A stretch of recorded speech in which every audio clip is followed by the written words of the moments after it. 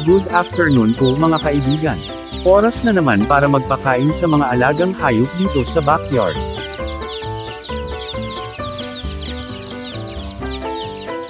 Bago ako pupunta sa kulungan ng mga baboy ay bigyan ko muna ng pagkain ang mga manok. Susunod kasi ang mga ito at sabay kakain sa mga baboy.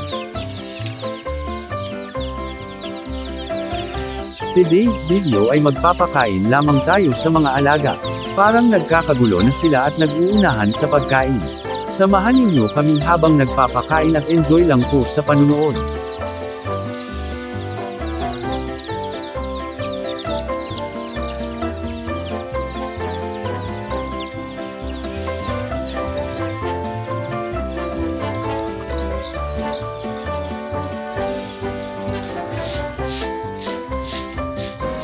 Balikan ko lang ang mga alagang manok mamaya at nandito naman tayo nagpapakain sa mga alagang inahin at mga piglets.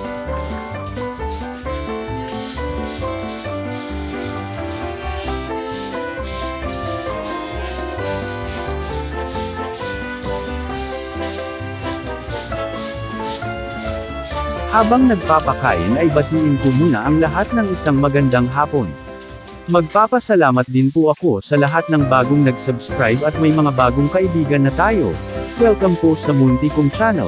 Sa lahat ng mga sumusubaybay at mga manunood pati na po ang mga silent viewers.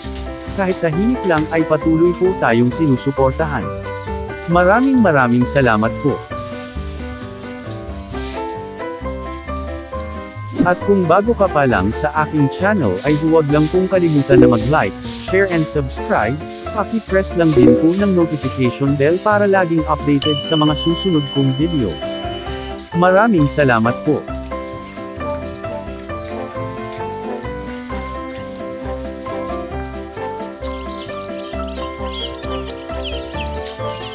Balikan ko lang ang mga manok.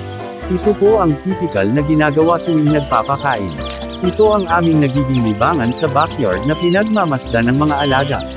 Minsan dito na kami kumukuha ng pang-ulam kung may mga malalaki ng manok, masarap sa adobo o di kaya ay pang-tinola.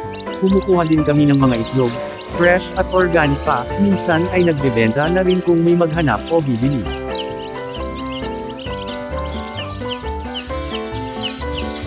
Naka-free range na silang lahat.